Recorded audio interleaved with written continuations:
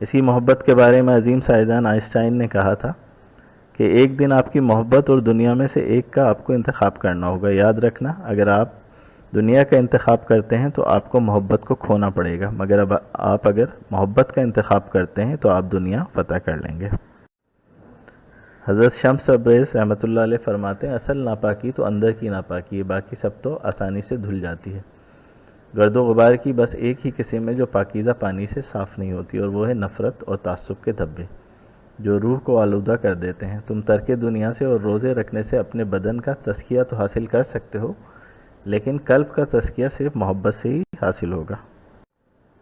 اسی محبت کے بارے میں مولانا روم فرماتے ہیں اپنی آنکھیں بند کرو اور محبت میں مبتلا ہو جاؤ اور اس حالت سے نہ نکلو، یعنی نفرت کی طرف توجہ نہ دو، منفیت کی طرف سے توجہ ہٹا لو.